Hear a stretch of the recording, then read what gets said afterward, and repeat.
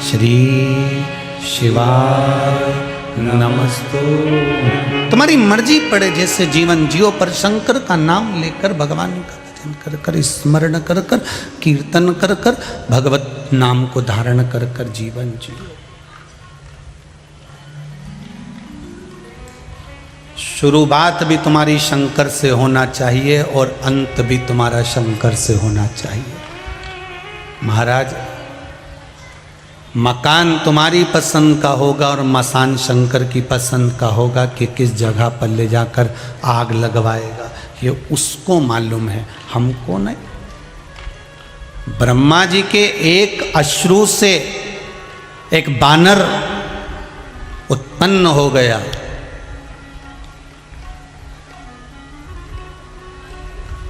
थोड़ा उपद्री था, राक्षस प्रकार था, उपद्री प्रवृत्ति। शिव जी मिलने के लिए आए ब्रह्मा जी को। ब्रह्मा जी नहीं थे, पर भगवान शंकर को पछतावा हो रहा है कि मैंने ब्रह्मा को क्यों अपशब्द कह दिया, मैंने ब्रह्मा को क्यों समझाया।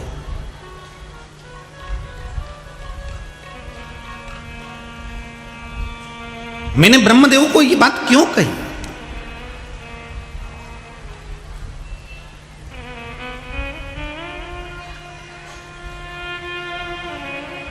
ये पछतावा शिव को हो रहा।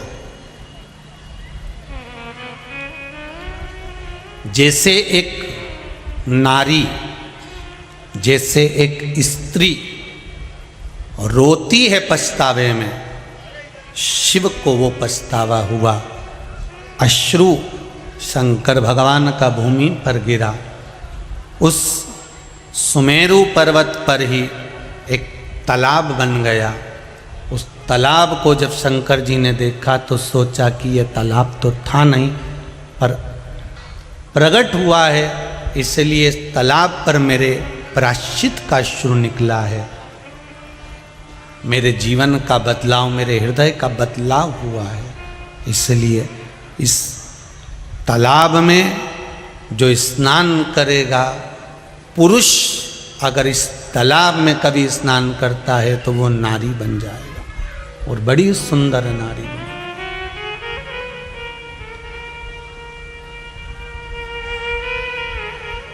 प्रायश्चित का जब स्नान व्यक्ति को होता है, इस मन को जब वो प्रायश्चित में डुबोता है, तो महाराज वो सुंदर बनकर प्रकट होता है, सुंदर बनकर।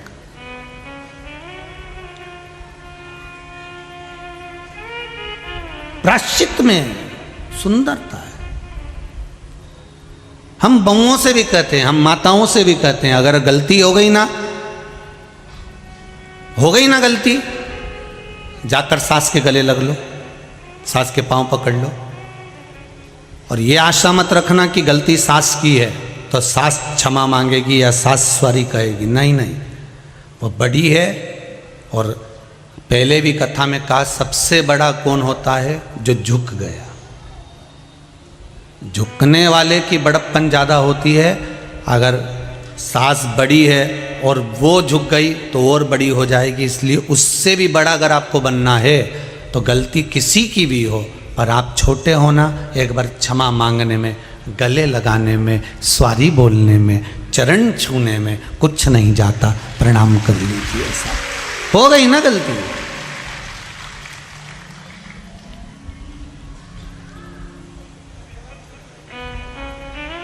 कुछ नहीं बिगड़ेगा।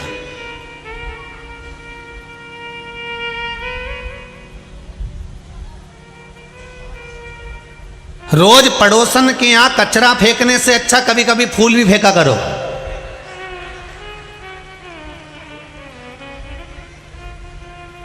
रोज पड़ोसन के यहां गलती निकालने से अच्छा है कि दीपावली दशहरे पर कुछ मिठाई भी भेजा करो। उसको अच्छा लगेगा, कभी तो उसके दिल में आएगा कि मेरी पड़ोसन अच्छी है, उसके यहाँ पूजन पाठ होता है, वो कुछ भेजती है। दशहरा मैदान में कथा चल रही है, वो कथा में जाती है ना, तो मुझे बेलपत्री भी लाके देती है। इतनी अच्छी पड़ोसन कहाँ मिलेगी? वो खुद खुश होगी। और तुम रोज रोज झगड़ा करोगे तो उसके मुंह से सुबह से शाम तक केवल बद्दुआ ही निकलेगी। ना तुम्हारा धन उसको चाहिए ना उसका धन तुमको चाहिए। तुम भी ऐसे नहीं हो कि किसी का धन तुमको चाहिए। जितने लोग कथा में बैठे हो ना, और जितने आस्था पर कथा सुन रहे हो, फेसबुक यूट्यूब पर कथा सुन रहे हो, इतना तो मेरा विश्वास कहता है कि आपको किसी के धन की जरूरत नहीं है। आपको तो महादेव के धन की जरूरत है कि वो देगा, तब जाकर हमारा कार्य सफल होगा। हमें किसी का धन नहीं चाहिए और ना हमें किसी की दौलत चाहिए। कोई किसी का धन मिल भी जाएगा तो कितने दिन चलेगा? किसी का पड़ा हुआ मोबाइल मिल गया, हार मिल गया, चेन मिल गई, अंगूठी मिल गई, कितने दिन चलेगी?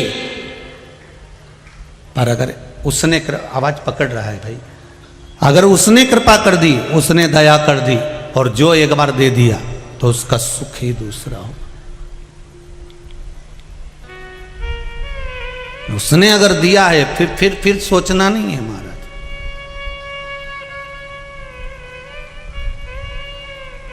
जो इसमें स्नान करेगा उसका रूप बदल जाएगा, वो सुंदर हो जाएगा।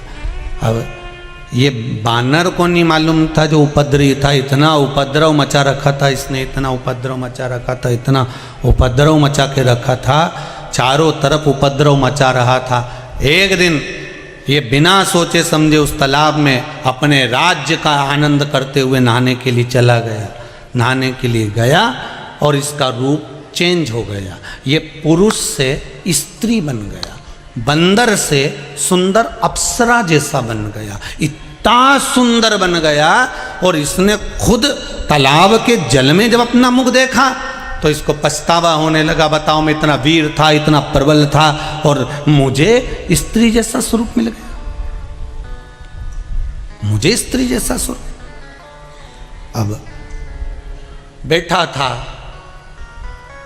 अब बैठा था बोले कि बैठी थी, तो इतना सुंदर स्वरूप धारण कर कर सुमेरु के शिखर पर बैठा, स्त्री का स्वरूप।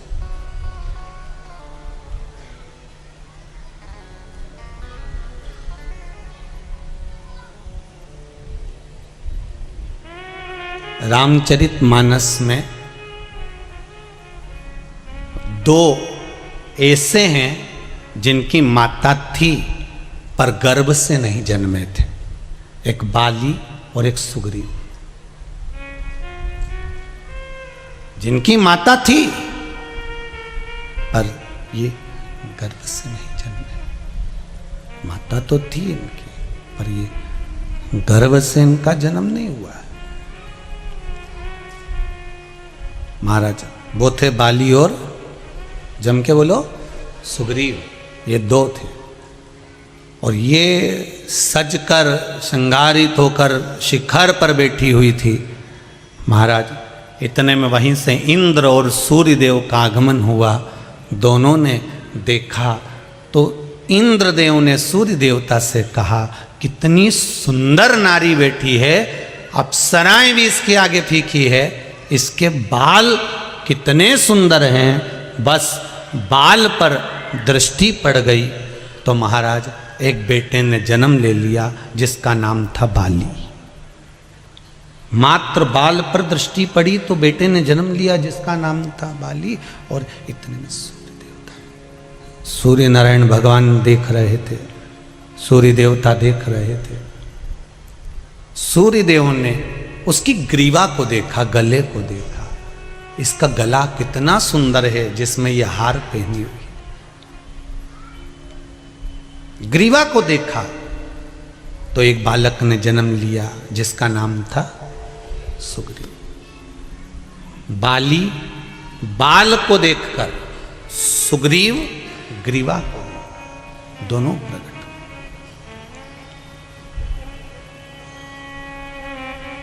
इंद्र का बल बाली में था और सूर्य का तेज सुग्रीव में था। बाली भी शंकर की उपासना करता था और सुग्रीव भी शंकर की उपासना करता था। अब एक बात ध्यान देना, बाली का जब विवाह हुआ, पत्नी का नाम था तारा। क्या नाम था? तारा। कहां से प्रकट हुई थी? है जो देवता और राक्षसों ने मिलकर मंथन करा था, उस मंथन में बाली और सुषेण वेद इन दोनों का बहुत ज्यादा सहयोग था। मंथन के समय पर बाली और सुषेण वेद, जिसने लक्ष्मण जी को संजीवनी दी थी, ये दोनों साथ रहते थे और दोनों का प्रबल सहयोग उस मंथन में था। जो देवता और राक्षस मिलकर मंथन कर रहे थे, सुषेण वेद को और बाली को क्यों रखा गया था? क्योंकि बाली भी बलवान था और सुषेण वेद ज्ञानवान था।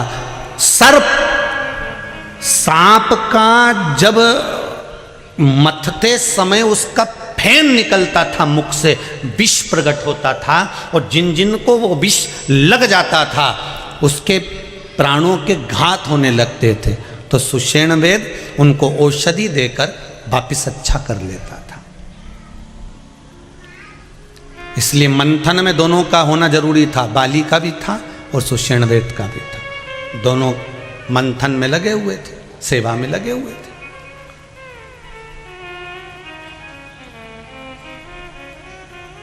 कथा कोई भी कराए, मंथन कोई भी कर रहा हो, पर सेवा मूल है। कथा कोई भी कराए, सेवा मूल है कि आप क्या सेवा में लगे हुए हैं। कोई व्यवस्था संभालने में लगा है, कोई बैठने की व्यवस्था करने में लगा है, कोई फलहार व्यवस्था में लगा हुआ है, कोई स्वल्पाहार व्यवस्था में लगा। तो ये सेवा मूल है अपनी जगह पर।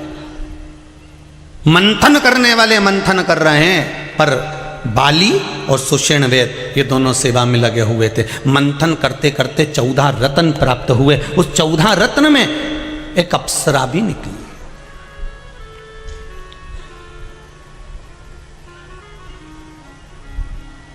चौदह रत्न में एक अप्सरा भी निकली है। उस अप्सरा में प्रबल अप्सरा थी तारा, बड़ी सुंदर थी। और जैसे ही प्रकट हुई तारा, जैसे ही प्रकट हुई वो अप्सरा, जैसे ही प्रकट हुई तारा, तारा को यहाँ बाली ने भी देख लिया और सुषेण वेद ने भी देख लिया, और दोनों ने कह दिया कि इससे विवाह करना चाहते हैं, इसको हम अपना बनाना चाहते हैं।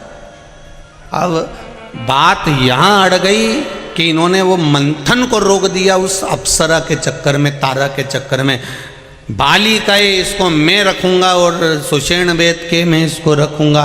दोनों खड़े हो गए। मंथन जब बंद हो गया, क्योंकि मंथन इसलिए बंद हो गया था क्योंकि सर्प का जो विष निकल रहा था वो देवता राक्षसों को लग रहा था। सब घायल हो चुके थे। अब ना तो सुषेण वेद उनका इलाज कर रहा था, ना बाली उसमें बल प्रदान कर रहे थे। तो बड़े घबरा गए देवता उन घबरा कर उस अप्सरा को ले जाकर भगवान विष्णु के पास पहुंचे। भगवान विष्णु से कहा, प्रभु ये अप्सरा निकली है 14 रत्न में, एक रत्न अप्सरा, ये तारा नाम की सुंदर नारी प्रकट हुई है, क्या करना है इसका? भगवान विष्णु ने कहा क्या चाहते हैं? बाली कह रहा है मैं इसको अपनाऊंगा, सुषेण वेद कह रहा मैं अपनाऊंगा। भगवान विष्णु निर्णय नहीं दे पाए तो शंकर जी के पास ले गए, शिव जी के पास।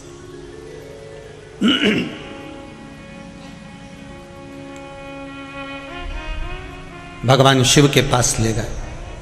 शंकर भगवान तो बैठे थे अलमस्त में। पूछा क्या बात है? भगवान विष्णु बोले प्रभु आपके पास आए हैं। क्यों? फिर देख लीजिए कितनी सुंदर बात लिखी है शिव महापुराण के अंतर्गत। मनुष्य तो मनुष्य, देवता भी जब चक्कर में पड़ जाते थे, कोई निर्णय तक नहीं पहुंच पाते थे, तब देव अधिदेव महादेव को याद करते थे कि शंकर हमें निर्णय तक पहुंचाए, हमें निर्णय तक पहुंचाए। एक लोटा पानी, एक बेलपत्र, एक पुष्प, एक चावल का दाना व्यक्ति के निर्णय को बदल देता है महाराज। उसका क्या भाव था, वो क्या उसकी किस्मत में कितना दुख लिखा हुआ था, उस दुख को केवल उसका एक लोटा पानी उसको सुख की ओर ले जाता है। एक लोटा जल।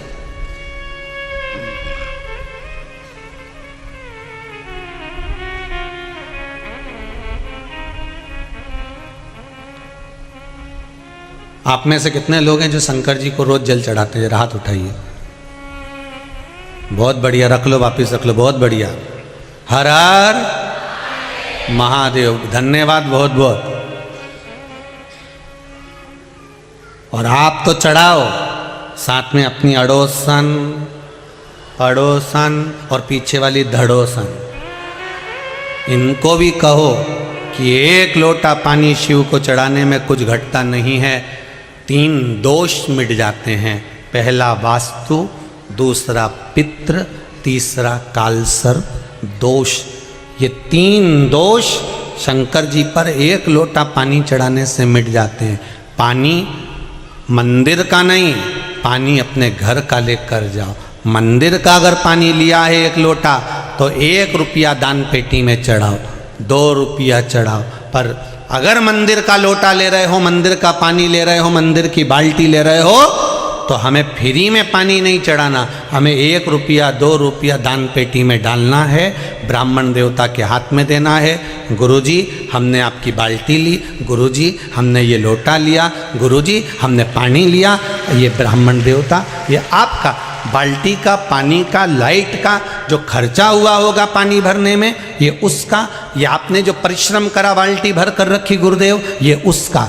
आप ब्राह्मण देवता को 2 रुपया 5 रुपया जो भी है, 1 रुपया 2 रुपया जो दान पेटी में है, अगर मंदिर का पानी प्रयोग में ले रहे हो तो वहां पहले दो, उसके बाद प्रयोग में लो, उसके बाद में, नहीं तो अपने घर से लेकर जाओ 1 लोटा पानी।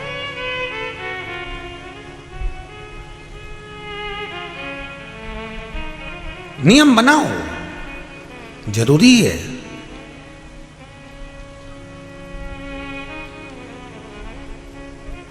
और अगर 1 लोटा पानी भी आप शंकर को नहीं चढ़ा सकते तो फिर निवेदन करूंगा, बहुत अगर दुखी हो, बहुत तकलीफ में हो, बहुत कष्ट में हो, नौकरी नहीं, सर्विस नहीं, काम नहीं, धंधा नहीं, व्यापार नहीं, व्यवसाय नहीं, अगर कुछ भी नहीं दे सकते तुम शंकर भगवान को, तो प्रसन्न होकर किसी भी शिव मंदिर में चले जाओ और शंकर जी के मंदिर में झाड़ू और पोछा करना प्रारंभ कर दे। 3 महीने में भाग्य चमका देगा। 3 महीने लगेंगे भाग्य चमकाने में। तू उसका फर्श चमका, उसकी सेवा में लग जा, उसके मंदिर की सफाई में लग जा, वो भी तेरे जीवन में से दुख दरिद्र बाहर कर देगा। कर सेवा तू।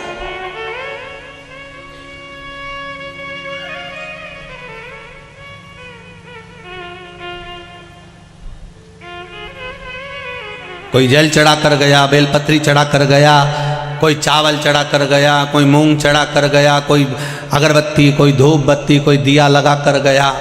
तू जा और आज मन में विचार कर कर जाना, अब मुझको 2 हफ्ते 3 हफ्ते बाबा की सेवा करना है।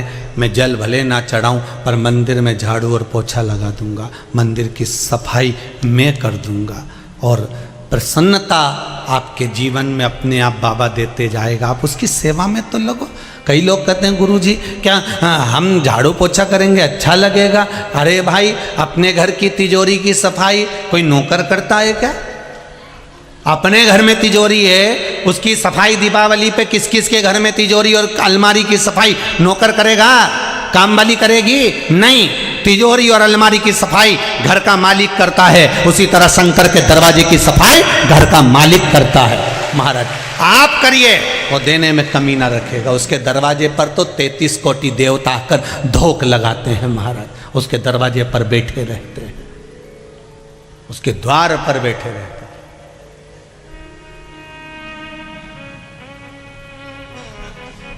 चले मेरे भगवान विष्णु भगवान शिव के पास में, भगवान शंकर से विनती करने जा रहे हैं, भोलेनाथ ये अप्सरा निकली है जिसका नाम तारा है, और ये अप्सरा इसको बाली भी मांग रहा है, इसको सुषेण वेद भी मांग रहा है, अब आप बताओ ये किसको दी जाए? शंकर भगवान के पास में भगवान विष्णु लेकर पहुंच गए। अब भगवान तो भक्तों का तो दुख झेलने के लिए भगवान बैठा है। भगवान का मतलब ही क्या कि अगर भक्तों का दुख ना झेले। हाँ, आप कई लोग कहते हैं महाराज जी हमारे जीवन में ये दुख है, हमने ये करा, हमने वो करा, दुख नहीं कट रहा। क्या बात है, हो सकता है दुख भारी हो, पर चिंता मत करना, उसके दरवाजे से कहीं मत जाना। दुनिया के लोग कहेंगे कि अब एक काम कर शंकर जी, अगर तेरा दुख नहीं काटा तो तू हमारे इसमें आ जा, तू ऐसा कर ले, तू वैसा कर ले।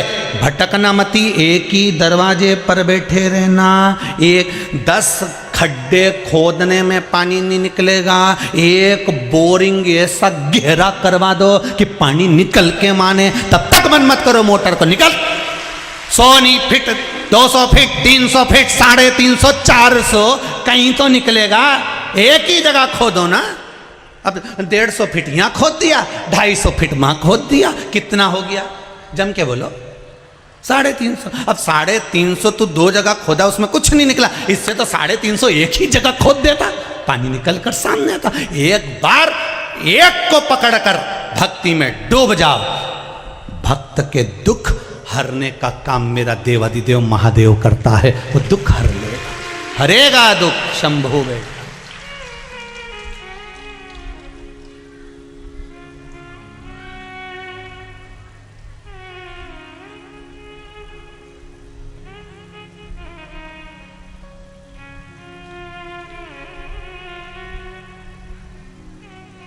मेरा शंभु, मेरा ओघड़दानी, मेरा त्रिकालदर्शी, मेरा कैलाशी।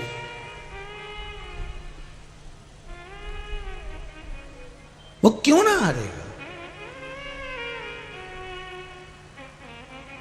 आप एक बार दिल से उसको बोलो, जैसे आप अपने मम्मी और पापा से कहते हो ना मम्मी, बिल्कुल वही अंदाज आपका होना चाहिए। प्रार्थना कभी सुनी सुनाई मत करना, प्रार्थना कभी सुनी सुनाई मत करना, विनती कभी सुनी सुनाई मत करना। आप तो अपने दिल से, हृदय से, मन से, जैसे आप अपनी मम्मी से, जैसे वो कहते हैं ना, एक भेड़ चराने वाला, बकरी चराने वाला, जो भेड़ चरा रहा था, बकरी चरा रहा था, भेड़ चरा रहा है, वो चराने वाला, भेड़ चराने वाला भेड़ों को इकट्ठा करता और उनके बाल में से जूं निकालता रहता, जूं निकालता उनके बालों में से, और भगवान से कहता, भगवान राम जी, वन में रहते रहते तुमको बहुत सारी जूं पड़ गई होगी, मैंने सारी भेड़ की जूं निकाल दी, एक बार तुम मिल जाओ, तुम्हारी भी निकाल दूंगा। इतने में तो वहीं से एक संत निकल कर जा रहे थे। संत ने कहा, अरे मूर्ख हो गया, पागल हो गया, बावरा हो गया, राम जी को कोई जूं होती है? आज के बाद ऐसा बोला है तो सोच लेना। उसने बोलना बंद कर दिया। सीता जी ने राम जी से कहा, प्रभु एक भक्त रोज तुम्हारी स्तुति करता था, शाम के समय पर बकरियां लेकर बैठता, भेड़ लेकर बैठता, रोज स्तुति करता, स्वामी वो उसने स्तुति करना बंद कर दिया। राम जी बोले, सीता तुझे अच्छा लगता था? हाँ प्रभु मुझे बहुत अच्छा लगता था। फिर वो स्तुति नहीं कर रहा, क्यों? कोई संत ने मना कर दिया।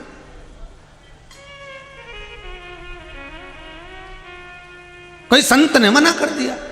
अच्छा, हाँ। राम जी ने हनुमान जी को बुलाया, हनुमान इधर आओ, जरा पृथ्वी पे जाओ, पता करके आओ कि कौन से संत ने मना करा है वो स्तुति करने का। हनुमान जी गए तो एक संत को जाकर कहा, क्यों तुमने स्तुति करने का बंद करा? तो क्या कोई वो स्तुति थोड़ी ना करता था, वो तो कहता था, राम जी जैसे मेरे बकरी के, मेरे भेड़ के जूं पड़ गई, मैंने निकाल दिया, ऐसे तुम्हारी निकाल दूंगा, तुम मिल जाओ। मैंने ये कहने से मना करा। हनुमान जी ने कहा, उसको बोल कराओ, जैसे बोलता था वैसा कि वैसा ही बोले। तो संत ने कहा, वो संस्कृत नहीं बोले, वो हिंदी नहीं बोले, वो आड़ा टेढ़ा बोले तो भी बोलने दे, बोलने दो, तुम तो बोल के आओ।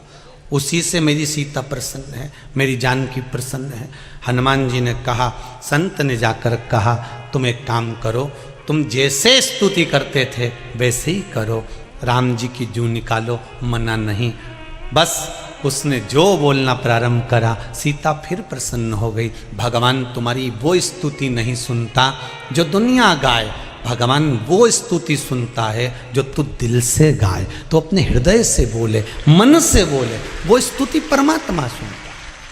अब कहो ना भगवान को, जैसे एक बच्चा अपनी माता से कहता है, एक बच्चा अपने पिता से कहता है, एक बच्चा अपने माँ बाप से जैसे कहता है, वैसा आप भगवान से कहकर देखिए। एक बार बैठे बैठे भगवान से कह दो, प्रभु हे मेरे नाथ, हे मेरे स्वामी, हे भोलेनाथ। भगवान जैसे बच्चा कहे, मम्मी, ओ मम्मी, मम्मी के क्या है? मम्मी। सुनो तो, सबके पास में मोबाइल है, मेरे पास नहीं है। माँ बोलेगी चुपचाप बैठे रहे, पढ़ाई का समय कि मोबाइल का समय? मम्मी तुम दिला दो ना एक मोबाइल, पापा से कह दो ना। बच्चा जैसे प्रेम से अपनी माँ से कहता है। अब माँ के कानों में बात पहुंच गई, किसको मोबाइल चाहिए। अब माँ उस मोबाइल को पिता के दिमाग में कैसे फिट करती है, ये माँ ही जान सकती। सुनो, आजकल मालूम है बच्चों की चोरी बहुत हो रही है, तो अपन एक काम करें, टिक्कू को एक मोबाइल दिला दें। क्यों? उसके पास मोबाइल रहेगा, नंबर रहेगा, तो कोई अगर उसको पकड़ेगा तो फ़ोन तो कर देगा। पिताजी ने कहा बिल्कुल सही बोल रही है, बिल्कुल सही।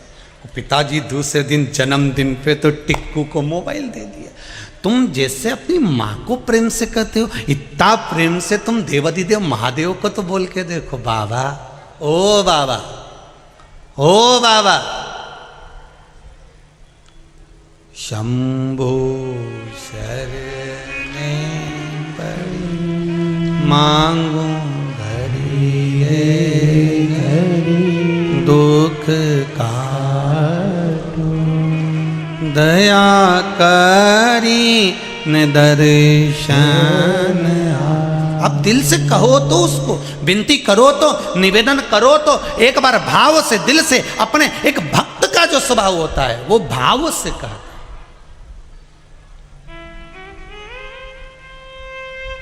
दिल से कहो।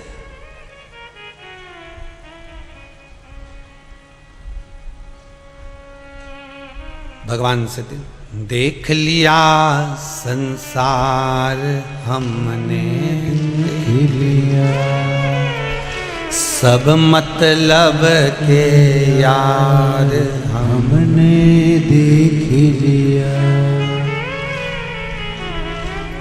झूठे नाते झूठे रिश्ते, झूठा है संसार हमने देख लिया। भोलेनाथ ये संपूर्ण संसार, संपूर्ण जगत, संपूर्ण विश्व सब झूठ का दुकान, सब झूठ। अब तेरे सिवाय कोई हमारा नहीं, हमारा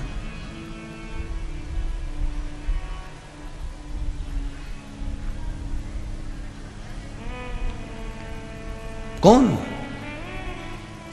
शिव की शरण में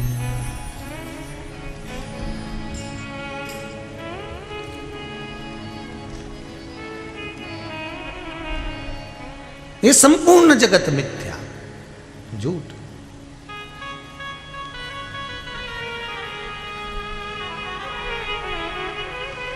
शिव की शरण में आ, भोले की शरण में एक बार आजा आजा, भोले की शरण में एक बार आजा आजा, भोले की शरण में। शिव की शरण में आजा हो,